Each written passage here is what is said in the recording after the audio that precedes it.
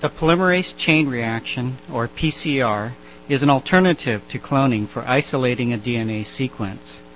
PCR can selectively amplify a single copy of a desired sequence that is present in a complex mixture of other DNA molecules. In this example, a mixture of genomic DNA molecules, shown as blue ribbons, contains the sequence we wish to amplify, called the target sequence, shown in green. With PCR, we can make billions of copies of the target sequence without having to purify it beforehand.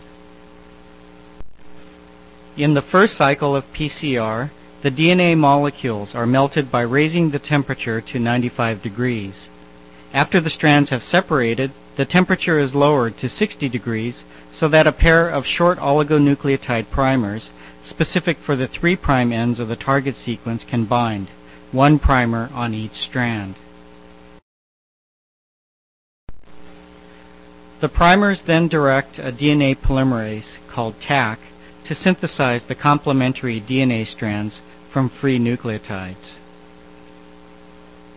In the entire mixture of genomic DNA molecules, only DNA containing the target sequence is copied because the Taq polymerase can only copy molecules that have a primer attached.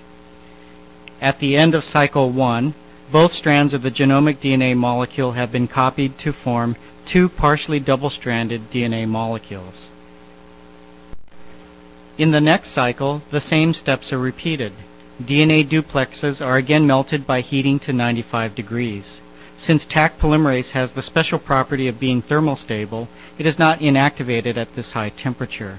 The primers anneal to the target when the temperature is lowered, and the target strands are extended by the Taq polymerase. The temperature can be raised to 72 degrees to speed this reaction. At the end of cycle 2, 4 partially double-stranded molecules are produced. All contain the target sequence plus some adjacent DNA. During the third cycle, the DNA strands are again melted.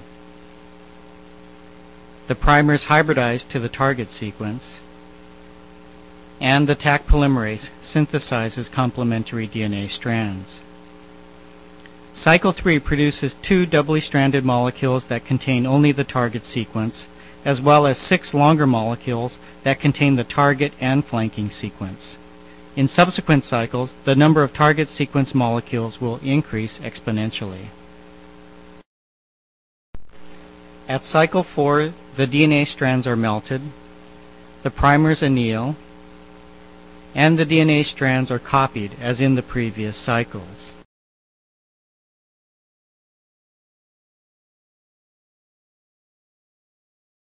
Eight copies of the target molecule and 8 longer molecules are produced.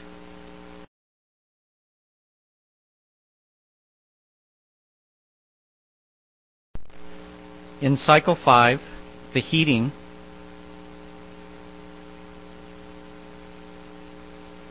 annealing and synthesis steps are repeated. By the end of cycle 5, there are 22 target molecules and 10 longer ones.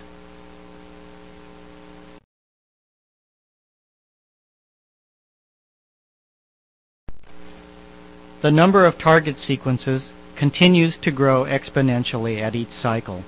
By the end of cycle 30, the target sequence has grown to more than 1 billion double-stranded target molecules, whereas there are only 60 copies of the longer DNA molecules. This means that the final product is virtually pure target sequence. Thus, like cloning, PCR selectively generates a large number of copies of a desired DNA sequence from the original mixture of DNA sequences.